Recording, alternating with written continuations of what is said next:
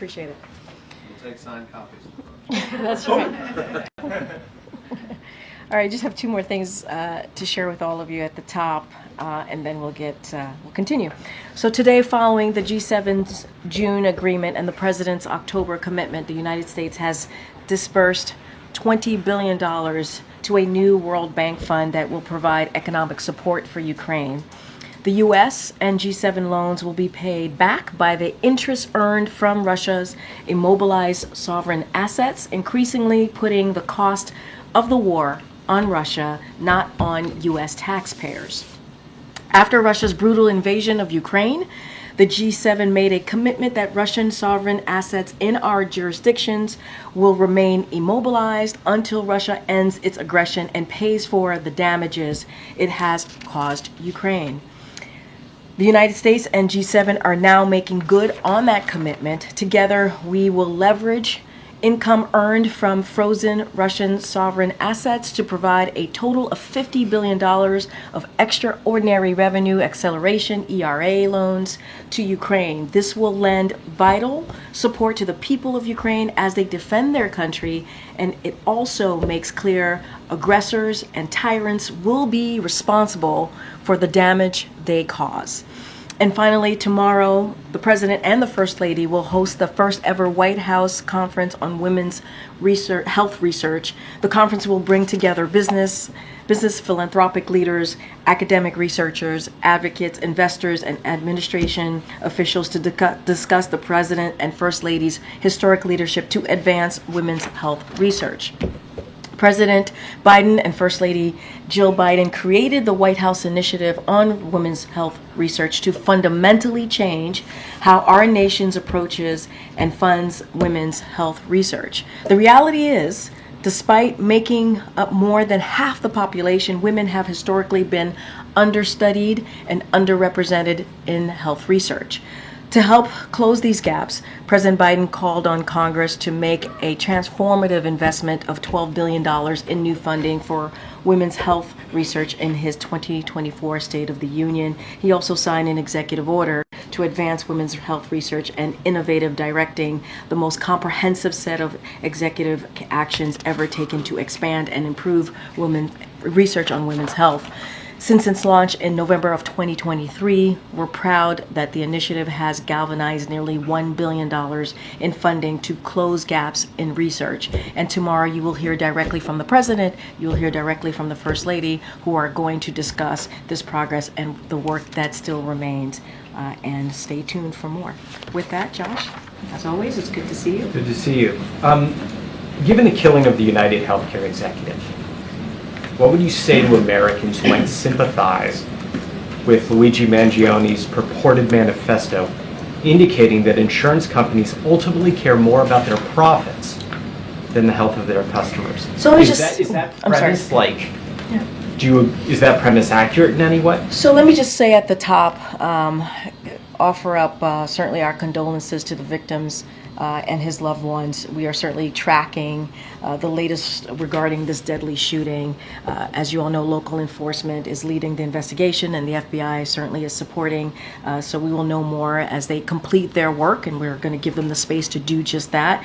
And we are grateful to law enforcement for apprehending the suspect, and we stand ready to provide further support if needed. And so while we're certainly not going to comment on the investigation, we condemn violence in the strongest term. And so I'm just going to be really careful here and not comment on this case as we do normally. It's not, it's our usual step forward as we talk about these types of situations. Obviously, this is horrific.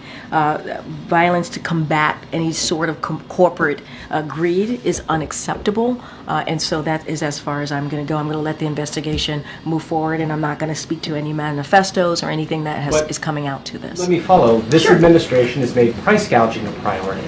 It's talked about junk fees. The president just outlined part of this in his economic speech. Are Americans treated fairly by their insurance companies? Look, I think what I want to be careful, because this is indeed connected to this case, connected to this ongoing investigation.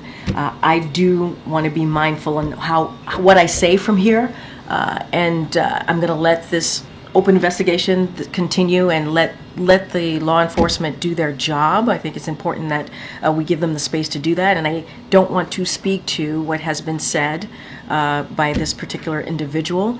Obviously, we are going to continue to condemn any form of violence that is unacceptable, and so that is as far as I can go from here, given that this is an ongoing investigation, and speaking to it would not be the right thing to do right now from this podium. Okay, Karine. A couple of questions about drones. There have been repeated drone sightings in the Northeast, especially in New Jersey. These are not small drones, some of them pretty large. They're flying at low altitudes, they're flying in flocks. Has the president been briefed on this situation? So we are certainly aware, the president is aware. So we're closely tracking the activity and coordinating closely with relevant agency, including DHS and FBI, to continue to investigate these incidents. Don't have anything beyond that to share. Obviously, this is something that DHS and FBI are tracking very, very closely, and so I would have to refer you to them directly, but aware. Keeping an eye out and looking into the incidents that you just mentioned. Still though, but Yeah, has the federal government ruled out that these are controlled by foreign entities?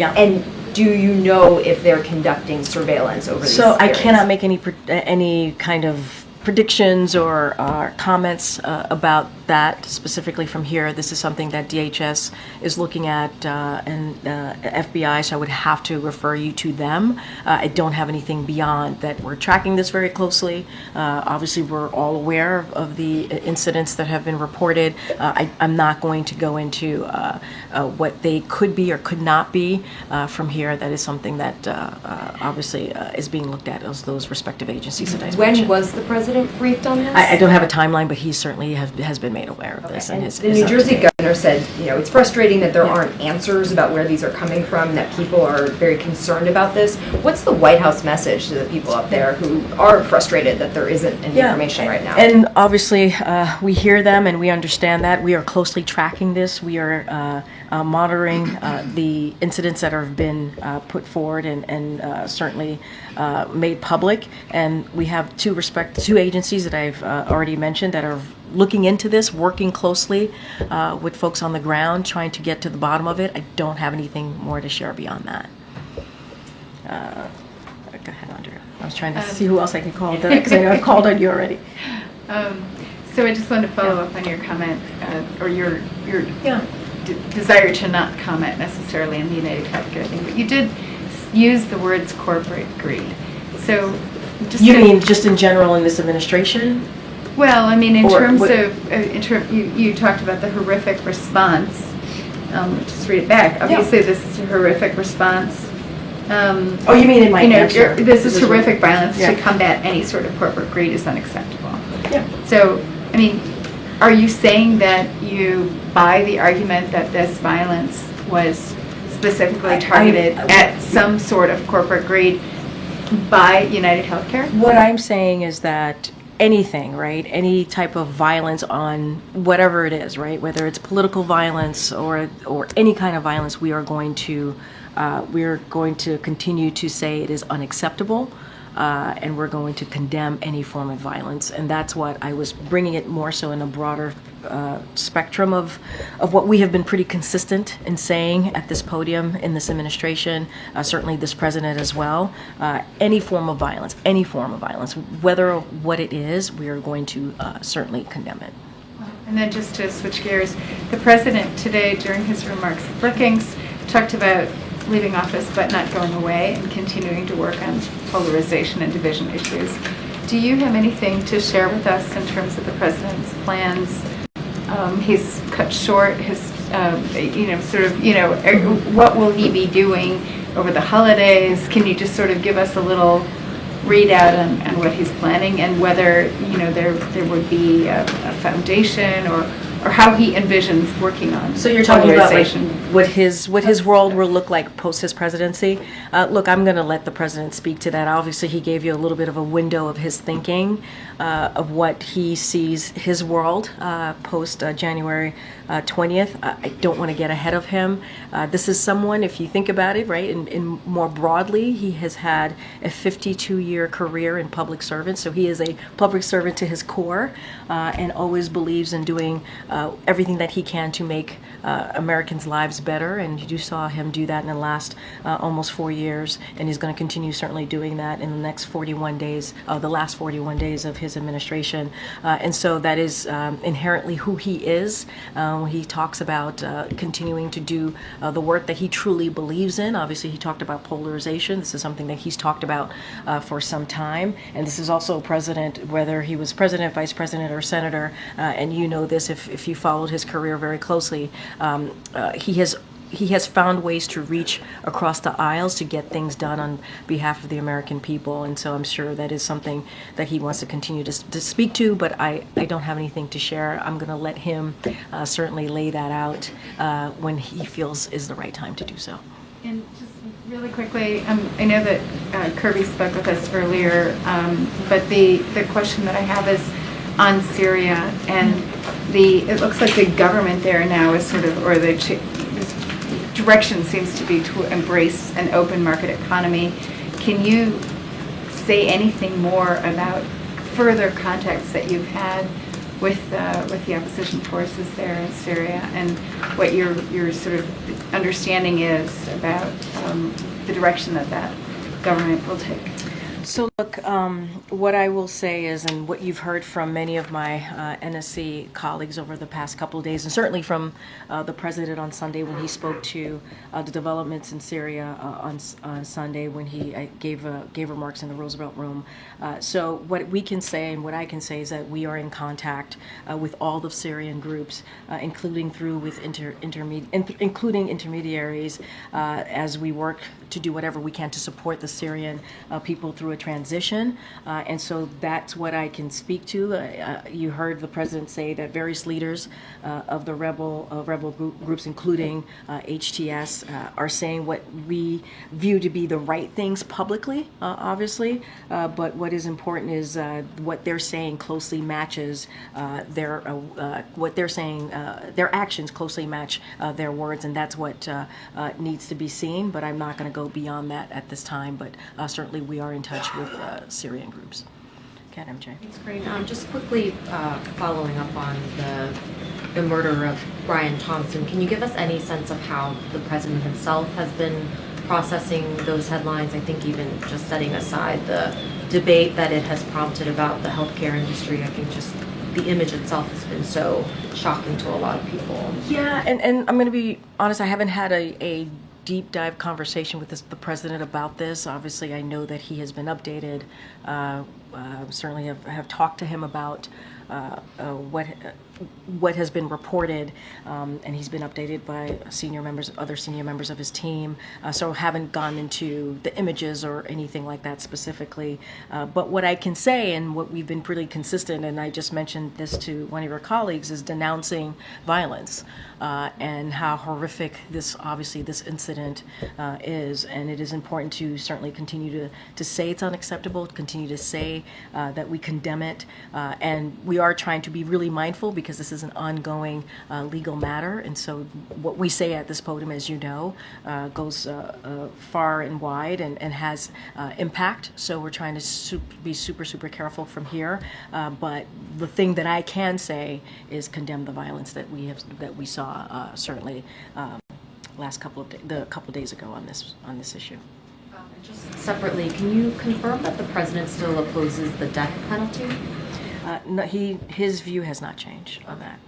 Given that his view on that hasn't changed, can you talk to us a little bit about, I know you're not wanting to share anything that you're not prepared to share yet, but given that has been his stance, is he currently considering the possibility of the commutation of inmates that are currently on death row?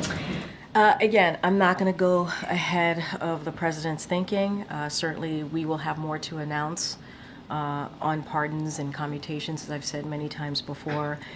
But there's a process. He's reviewing it. He's thinking through it. I'm just not going to get into any specifics from here at this time. When he's ready to make announcements, we'll certainly, obviously, share that with all of you.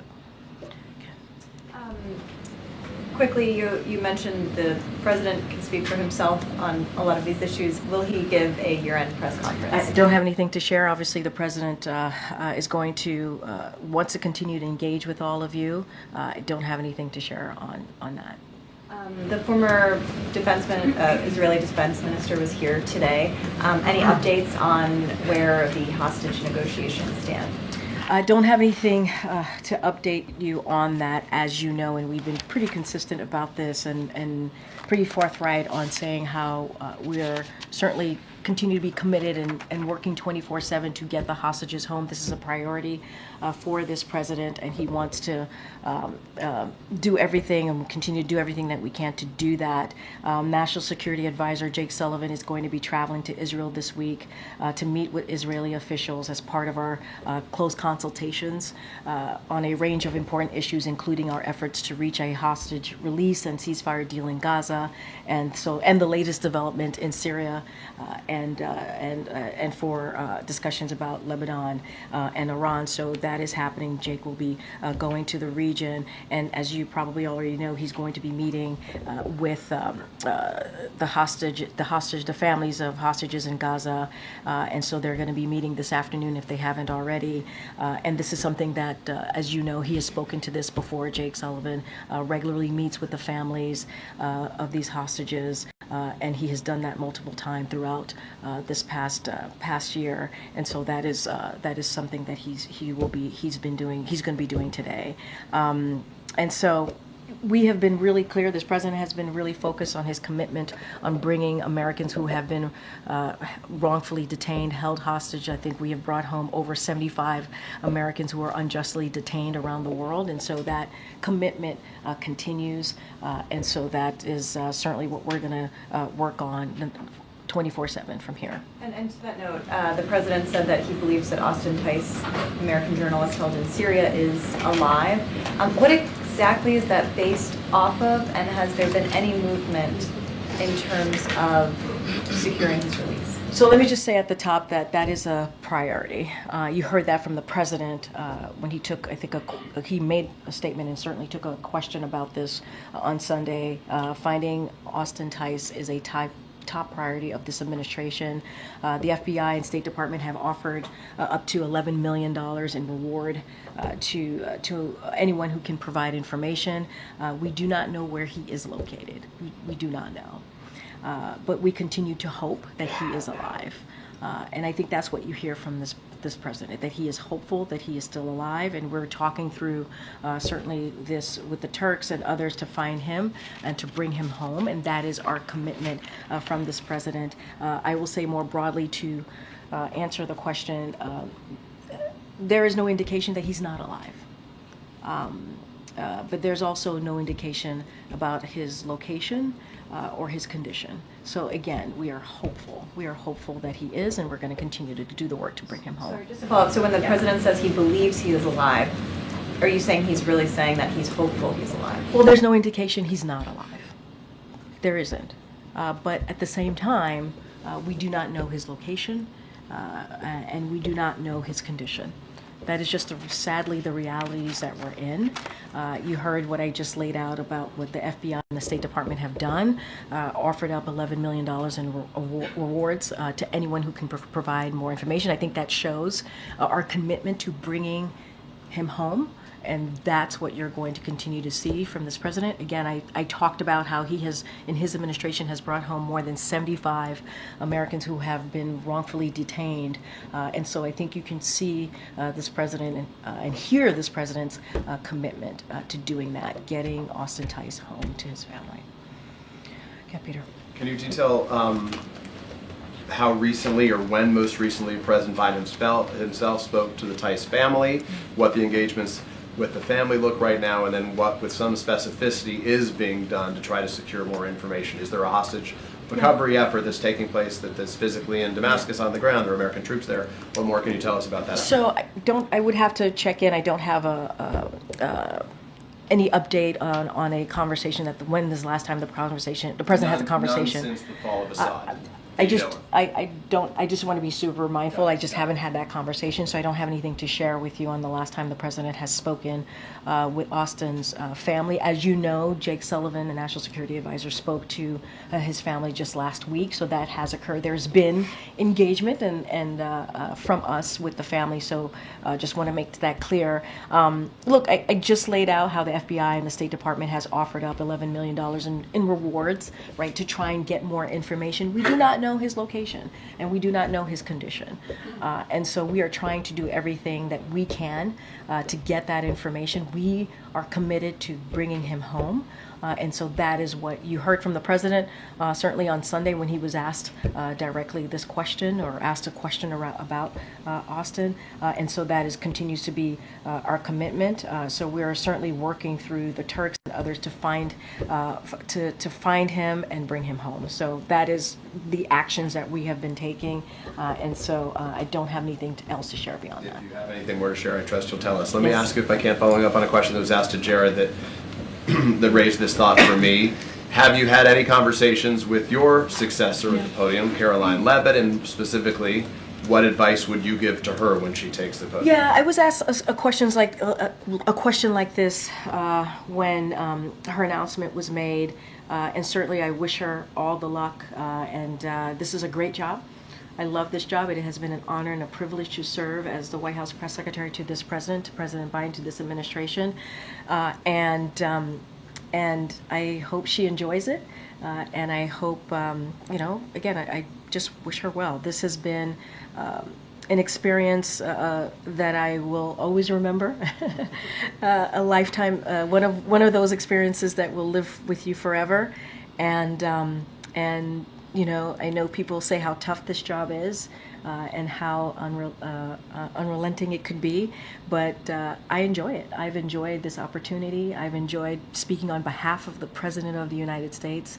That is a big deal. That is an important job. I have not spoken to her, but certainly wish her well. Obviously you wish her well, so those are good wishes. But in terms of advice, what is your advice? Well, look, one of the things that we have, I hope you all agree, in this administration, is we have brought back the norms of how to engage with the press, having these press briefings, doing these back and forths, and trying to do that in the most respectful way that we can.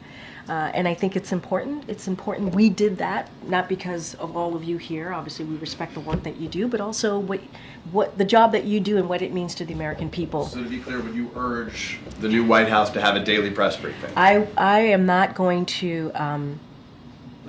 No. I think they have to decide for themselves how they want to move forward with a Trump administration. That is for them to decide.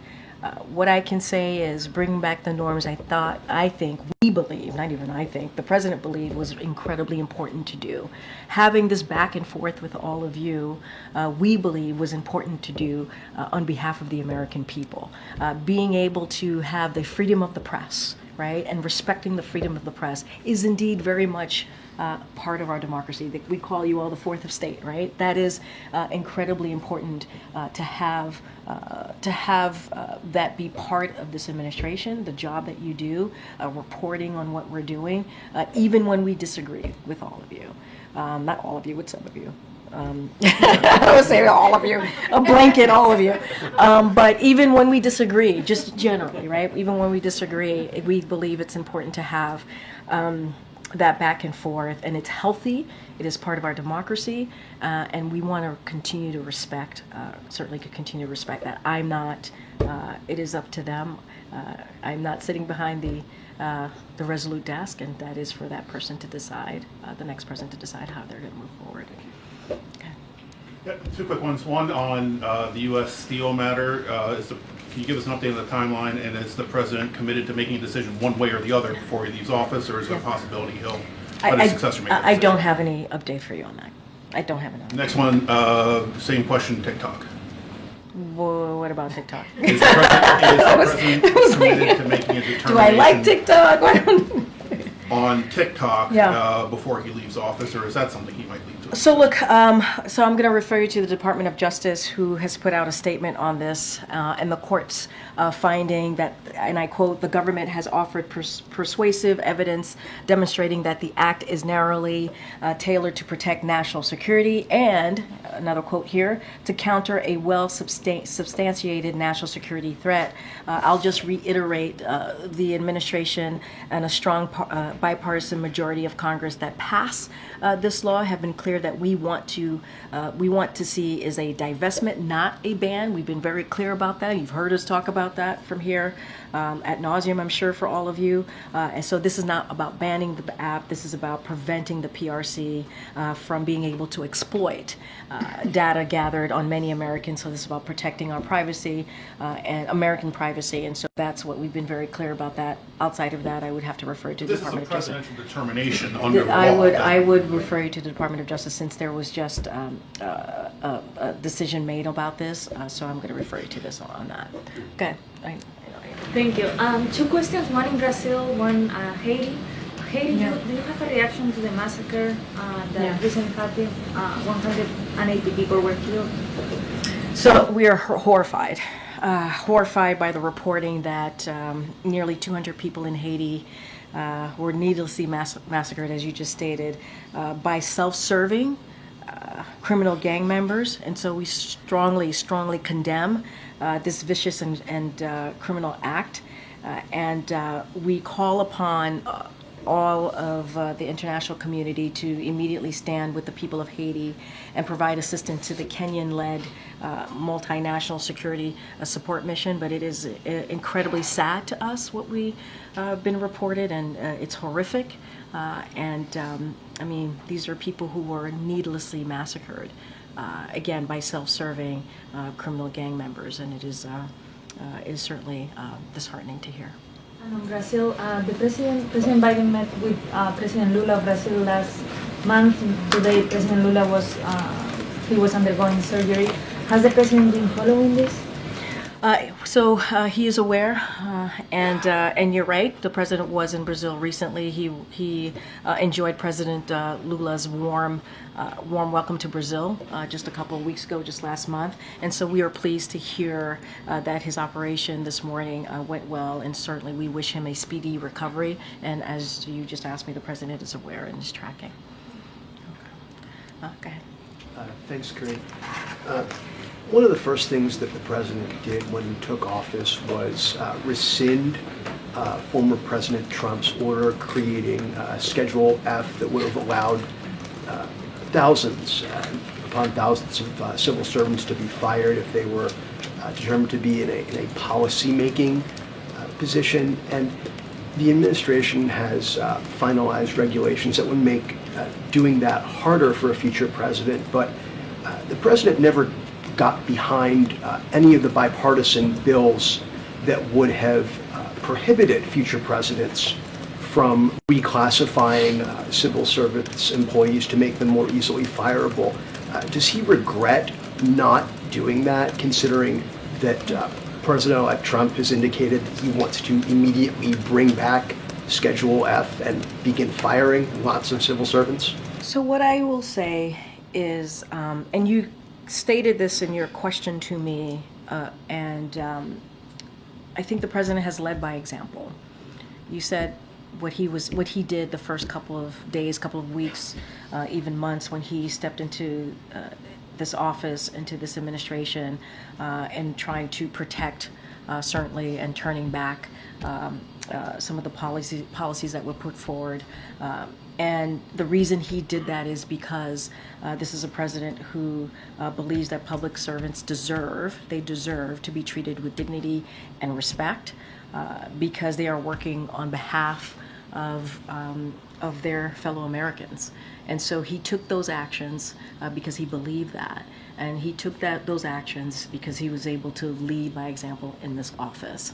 And so I'm not going to get into what the next administration is going to do or not do, but what I can say is really very much into how you led into your question to me is that he respects public servants, and he certainly has led by example from But here. the president, he had a Democratic trifecta when he came into office, and yet he did not put any of his political capital into getting Congress to include in any of the must-pass bills legislation that would have prohibited future presidents from doing what Donald Trump has vowed to do. Yeah. And the regulations that the administration has finalized can be undone. They can be unwound, and all of what happened, of what the administration did, can be for naught.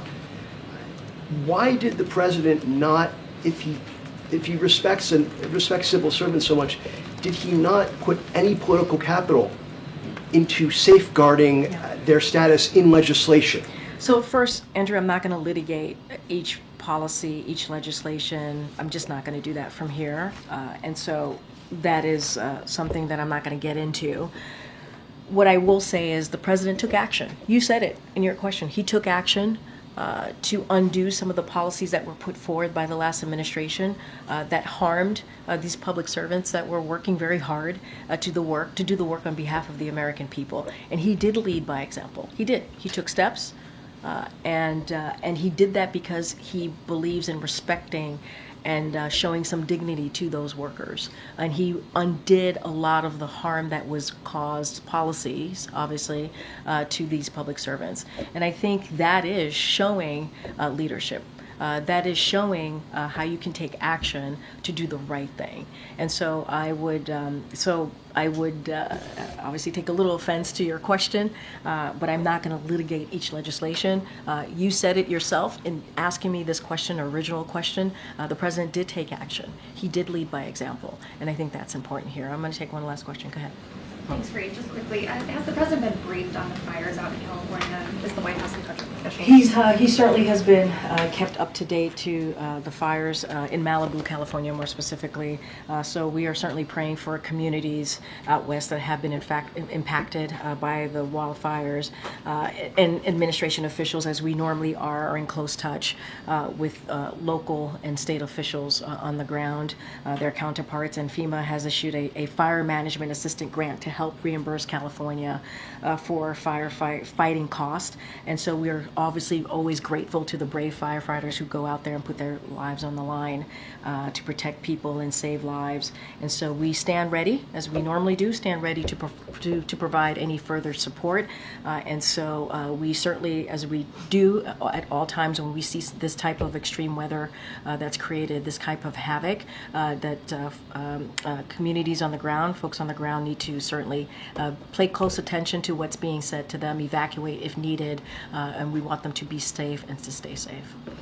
All right. Thanks, everybody. We'll see you. Thanks, Thanks, everybody.